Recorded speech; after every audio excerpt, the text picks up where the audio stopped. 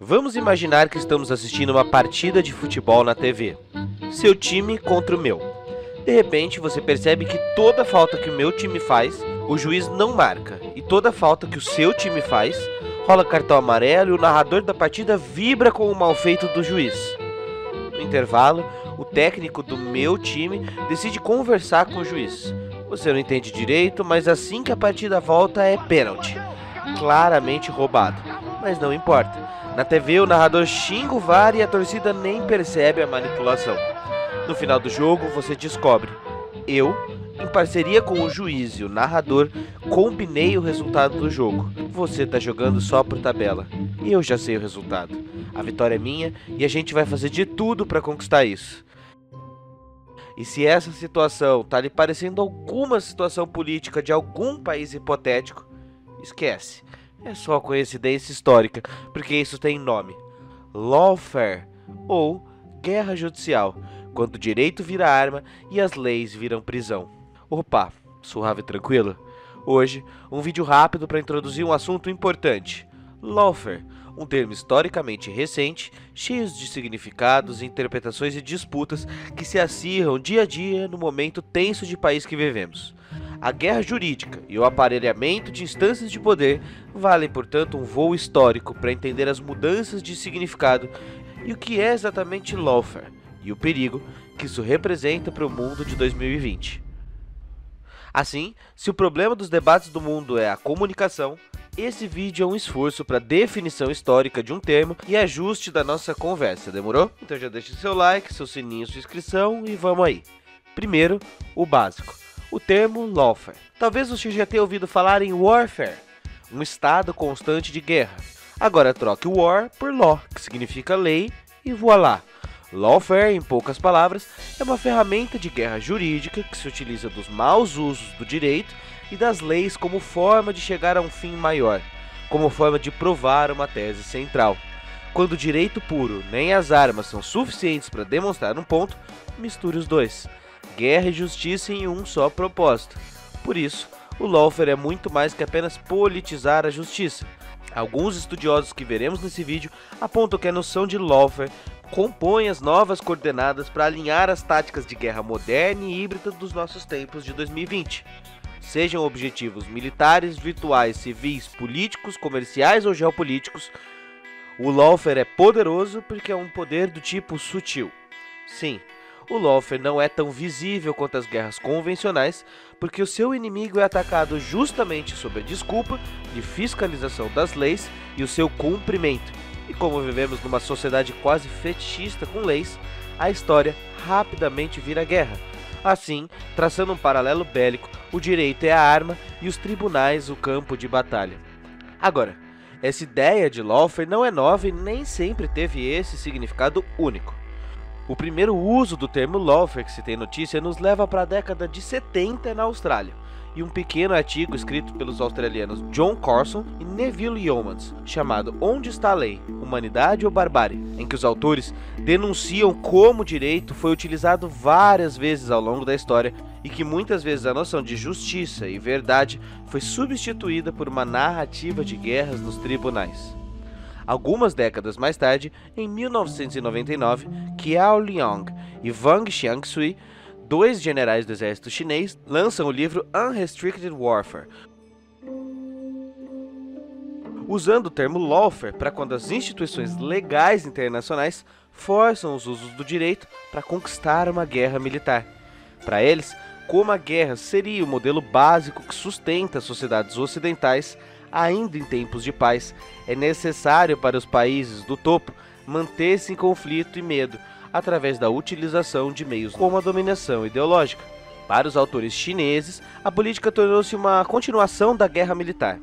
Foi só em 2001, porém, que o termo se popularizou através de um artigo escrito pelo coronel das forças dos Estados Unidos, Charles Dunlap Jr. Dunlap descreveu o fenômeno como a estratégia de usar a lei como complemento dos meios militares tradicionais para alcançar um objetivo de guerra. Para o general, as táticas de lawfare estariam sendo usadas para obter vantagens morais sobre o inimigo, visto que muitas vezes a guerra tradicional teria escaladas e proporções enormes. Então, guerras de lawfare para Dunlap podem ser positivas. Tudo dependeria de quem está empunhando, como faz e por quê. Em outras palavras, quando os Estados Unidos usam, está tudo bem. Quando os outros usam, é inimigo. Quando Dunlap pontua isso, porém, muitos autores passam a desenvolver outros tipos de análise e discordar disso. Porque, é um general norte-americano falando sobre Estados Unidos. Assim, com o tempo, o lawfare foi se ressignificando, ao passo que as guerras vão se tornando cada vez mais imateriais e até virtuais. A lei, que era complemento da arma bélica, passa a substituir a própria guerra militar. Anos mais tarde, Ord Kittredge, professor norte-americano especialista em leis criminais, lança o livro Lawfare, Law as a Weapon of War, um livro que prometia ser o maior guia sobre o assunto até então. Lawfare is the use of law as a weapon of war, the use of law as a tool to achieve strategic objectives traditionally achieved by force of arms. It's a neutral concept. Just like a rifle or a missile, lawfare can be used for good or for ill. It can be by the United States or by our enemies. Kittredge cita em seu livro o exemplo de perseguição norte-americana contra a empresa Siemens, com o intuito de pressionar o Irã. A empresa, que se recusou a seguir o embargo econômico norte-americano ao Irã, passou a ter sua ficha limpa esmiuçada nos mínimos detalhes e ser alvos de procedimentos investigatórios para gerar multas bilionárias e indenizações. É claro que uma empresa sempre tem seus podres, mas a intenção nunca foi a verdade sobre os desfeitos da Siemens. Mas, segundo Kittredge, a intenção dos Estados Unidos nesse caso era elevar a pressão externa contra o Irã.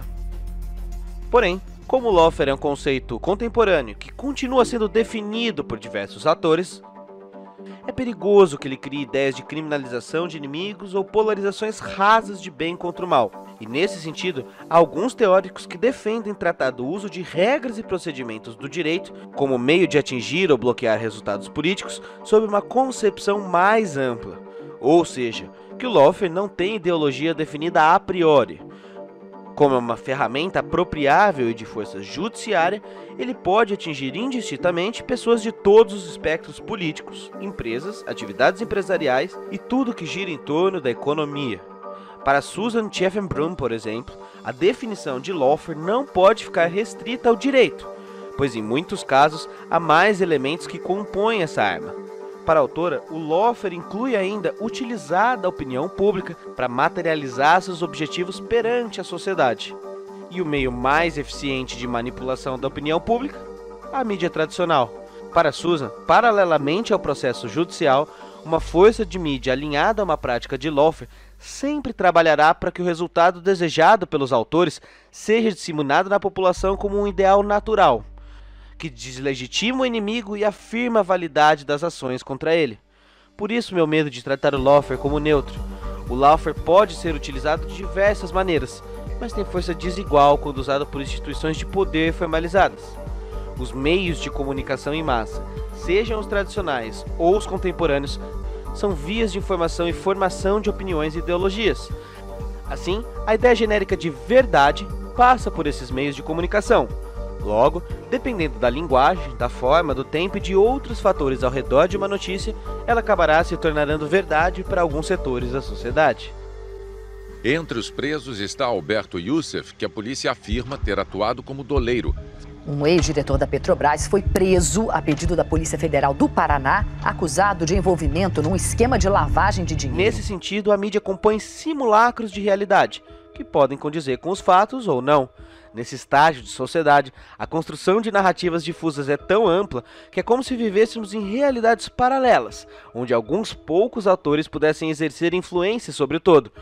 Law is power. E é a partir dessas reflexões que John e Jean Comaroff, um casal de antropólogos professores de Harvard, escreveram o livro Law and Disorder in the Post-Colony, uma visão decolonizada do direito.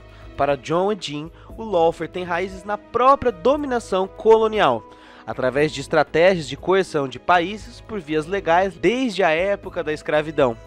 Esse modo de guerra, ou melhor, de lawfare, que mistura embargo econômico, violência bélica e dominação política, foi muito utilizada, por exemplo, no processo de conquista, controle e massacre de povos indígenas ou povos de África pelo mundo.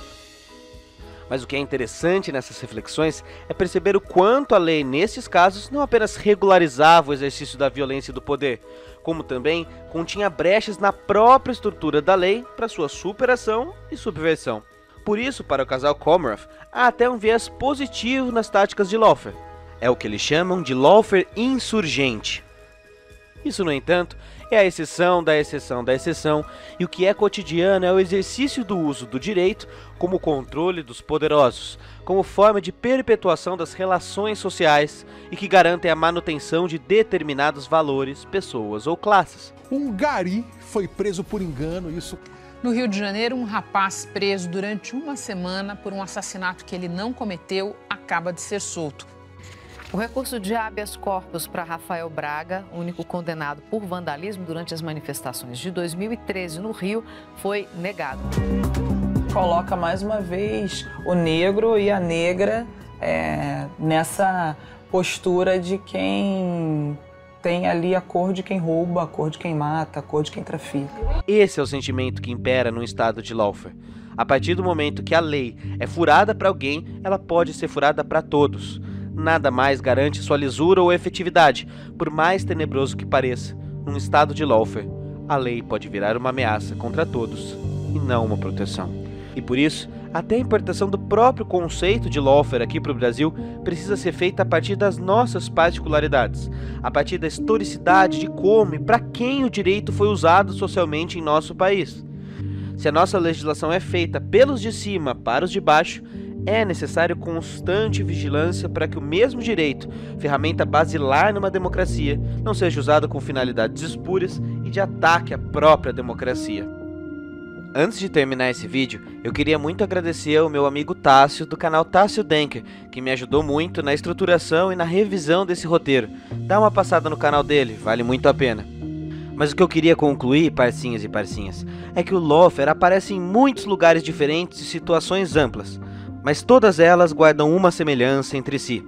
O direito pressupõe o embate dialético entre direito e política, direito e comunidade, entre os que têm poder e os que precisam se submeter.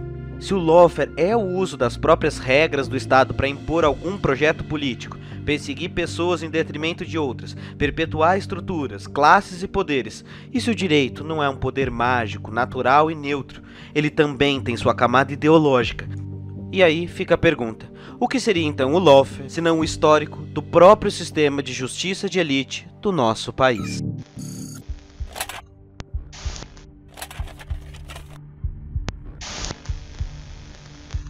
Infelizmente, estou extremamente arrependido de ter feito isso.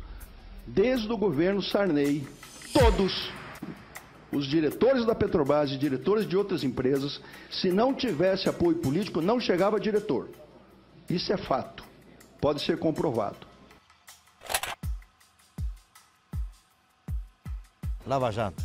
Lava Jato. Lava Jato. Isso aí, desde 17 de março do ano passado, Curitiba é a capital da Lava Jato. A presidente Dilma sancionou novas leis de combate à corrupção, entre elas a da colaboração premiada, que ficou conhecida como delação premiada. Um dos presos é o presidente da Odebrecht, o outro detido é o presidente da Andrade Gutierrez. O juiz Sérgio Moro. Juiz Sérgio Moro da Operação Lava Jato. Deltan Dallagnol, venha pra cá. O juiz Sérgio Moro, daqui a pouco vai ter um busto dele em cada município brasileiro, uma figura fundamental da história brasileira. Depois do Ayrton Senna, o novo herói brasileiro chama-se Sérgio Moro.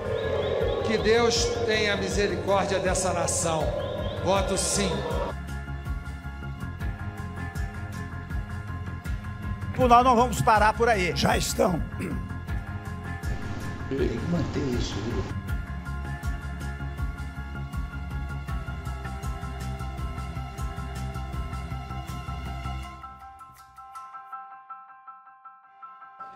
Senhor Sérgio, o senhor vai estar sim nos livros de história. Vai estar nos livros de história como um juiz que se corrompeu, como um juiz ladrão. Agora à noite, o site Intercept divulgou trechos de mensagens atribuídas a procuradores da Força Tarefa da Lava Jato em Curitiba. Eu não cometi nenhum ilícito. Eu não esperava tanta controvérsia em cima da decisão. O problema era o diálogo em si, o conteúdo do diálogo. Que ali era uma ação visando burlar a justiça, e esse era o ponto. A sua biografia, senhor Moro, está diminuindo de tamanho. O senhor não entrou um gigante, hoje o senhor é um anão.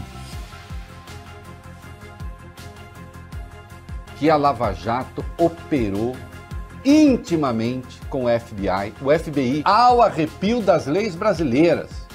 Atenção, hein? Pela primeira vez desde o início da Lava Jato, há 5 anos, o Supremo Tribunal Federal anulou uma sentença do então juiz Sérgio Moro. O ministro da Justiça, Sérgio Moro, pediu demissão do cargo na manhã do dia 24 de abril de 2020. 7 procuradores da Lava Jato em São Paulo pediram desligamento coletivo da Força Tarefa.